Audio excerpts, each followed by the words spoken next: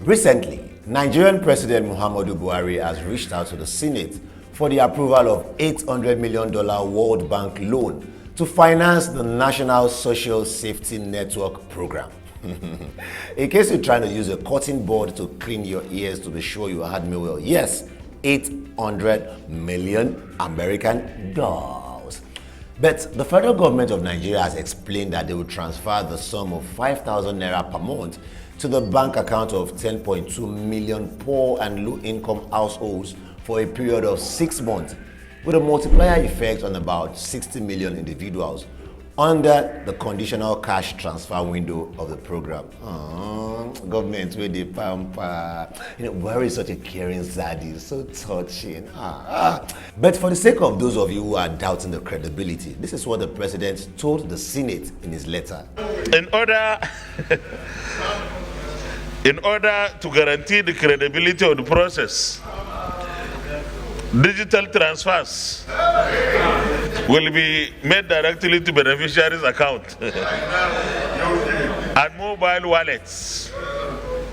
Wait, why was the Senate president almost bursting out in laughter? If you could read his mind, you hear something like, "Okay, Buhari the wine us.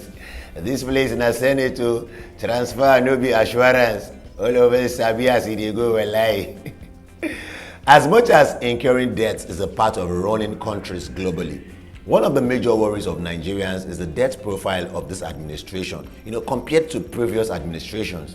Let's compare the debts incurred at the end of the tenure of current president to the previous presidents. Olusegun Obasanjo, $2.17 billion. Shehu Yaradua, $2.58 billion. Goodluck Jonathan, $7.35 billion. Muhammadu Buhari, $41.69 billion at the end of December 2022. I know you'll be wondering why we didn't start the list from military presidents. No, we call those ones Idon. Idon is a street language in Nigeria that depicts an extraordinary genius who doesn't conform to the norm. So without understanding, Idon can never be in debt. You can only owe him. Okay, Abacha is a perfect example. Still sending in credit alerts from the other side after his death over 2 decades ago. Sure, sir. The flag of the world's most populous black nation, Nigeria, has been raised high once again through a record-breaking cookathon by Chef Hilda Baci. 27-year-old Hilda has broken the record for the longest marathon cooking hours by an individual, a record that was previously held by Indian chef Lata Tondon, who cooked for 87 hours and 45 minutes in 2019. Wait a minute. Have you ever returned home from work so late that you tried cooking with a sleepy eye? You will appreciate this challenge better. Because the few times I have tried cooking with a tired body in my life, I just sprayed salt everywhere in the food like an unkempt bachelor trying to get rid of bed bugs with insecticide. You will definitely chew the salt like it's a chunk of meat in the food. But in Hilda's case, no news of anyone being hospitalized from being choked with salty food. What? That's magical. Nigerians turned up in hundreds to show her love and inspire her to greatness. Under the sun, in the rain, the love was massive.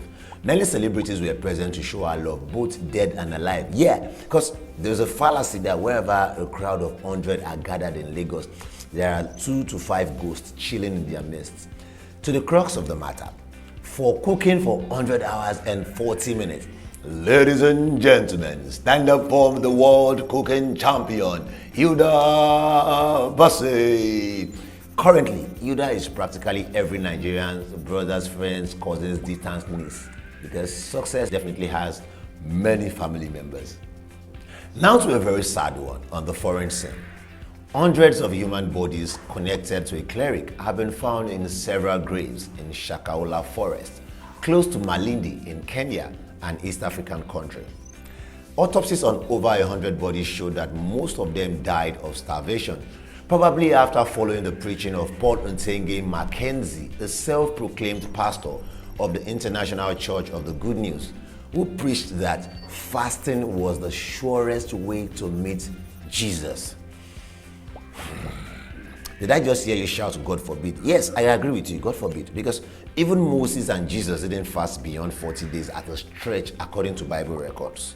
So Mackenzie, who is a taxi driver turned pastor, and 17 other people have been detained in connection with this mass death revelation. Investigation revealed the victims were strangled, beaten, or suffocated. So you'll be wondering that, okay, if people needed to fast till death gives them a pass to meet Jesus, so why torture them to make it a faster journey? You know, when you put on your thinking cap. But autopsies have revealed that there were missing organs on some of the bodies. Now the movie is getting clearer, right? It's beginning to look like a well-coordinated trafficking in human organs involving several actors. So they do everything to make sure life is taken, then put the organs of the fresh dead bodies in some sort of Ziploc bags and probably keep them in an industrial freezer somewhere in exchange for hard currency. Anyway, President William Ruto has set up a task force to review the legal and regulatory framework governing religious organizations as investigation continues. We'll continue to monitor the situation and see where this leads us. This is where we'll call it a wrap on this week's episode of Recently. Kindly show us love by hitting the subscribe button and remember to turn on your notifications for new weekly episodes. Bye.